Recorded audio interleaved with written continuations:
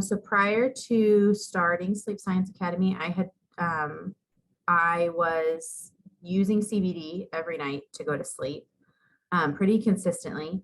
And then I had tried most of the natural sleep remedies, from magnesium, obviously CBD. I would take Benadryl sometimes if that was needed.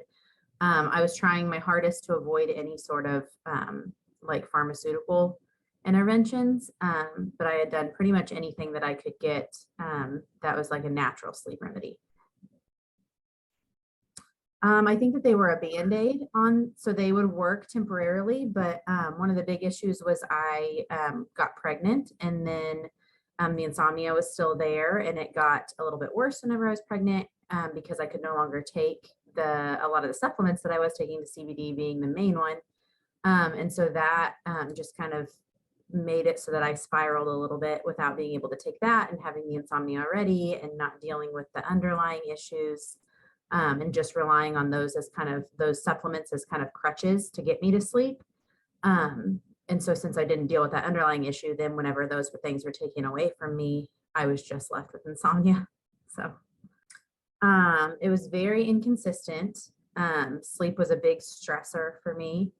It was something that I thought a lot about if we were ever going on a trip, if I was going anywhere, or doing anything, even into like the evening hours. It was something that was definitely on my mind because I was concerned about how it was going to affect my sleep. When we went on trips, I always had like a whole arsenal of things to help me fall asleep because I knew I would struggle traveling. And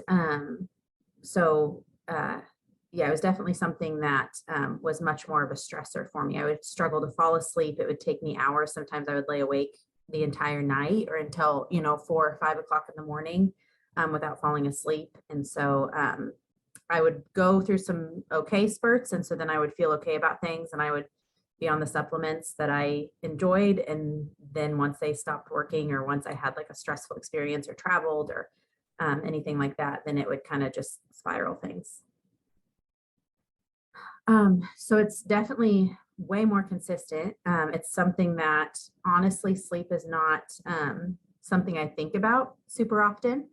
I just have my normal nighttime routine that I do, and then I fall asleep, which is not something that I was doing previously on a consistent basis. Even despite traveling in between there, I'm still pregnant and still able to sleep better than I was prior to getting pregnant. Honestly, it's not really something I think about very much, which is odd because it's always been something that's been very stressful and something that's in the forefront of my mind.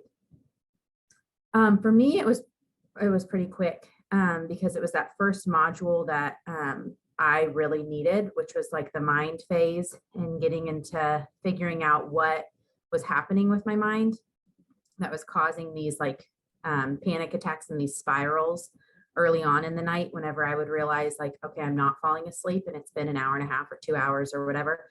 And then I would start to fall into one of those panic modes. So the mind phase, those videos were super helpful for me. So it honestly was within the first like 2 to 3 weeks that I was noticing some substantial changes in how well I was sleeping, or how well I was able to fall asleep and calm myself out of these like the stressful situations at night.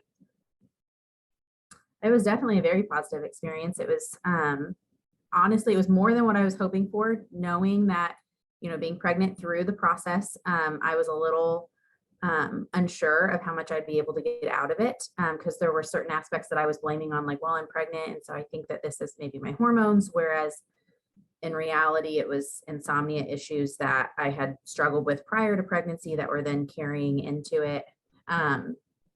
And so it definitely was a very positive experience. I went into it open-minded and just trying to do all the things that I was asked to do, watching the modules and attending the different sessions and whatnot. And it definitely was extremely helpful in figuring out how to combat those racing thoughts that I was getting early on in the night that were causing me to struggle to fall asleep. I mean, it's definitely a huge improvement on my life to be able to just not stress about sleep, to be able to go on. We've gone on a family vacation during the time that I was doing this course, and to be able to go on that trip and not be stressing about my own sleep. And even if I have a night where I don't sleep as well, to still be able to uh, realize that I can come back out of that and to be able to bounce back and not have that drag into like weeks of struggling with like a bad insomnia situation. And so yeah, definitely it's been a huge improvement on my life overall, just to not think about, to have sleep not be something that I really think about is a huge improvement. I would say it's for anybody who struggles with insomnia at all, or getting to sleep, staying asleep, and figuring out what exactly is, and somebody who wants to stop putting a Band-Aid on that situation and wants to actually get to the root cause of it and solve those problems. Because I feel like that's what this really helped me do, is realize that I don't need those Band-Aids and those crutches of all these herbal remedies and supplements and things to fall asleep. My body was created to sleep. And if I figure out what's happening in my body and in my mind that's causing me to stay awake, then I figure out how to combat those things, then I can help myself fall asleep. I think I would say just as far as approaching this program, just to keep an open mind and to do all the things that you're asked, as far as watching the modules and attending the different sessions, and just trying to be as open-minded as possible despite what all you've tried in the past.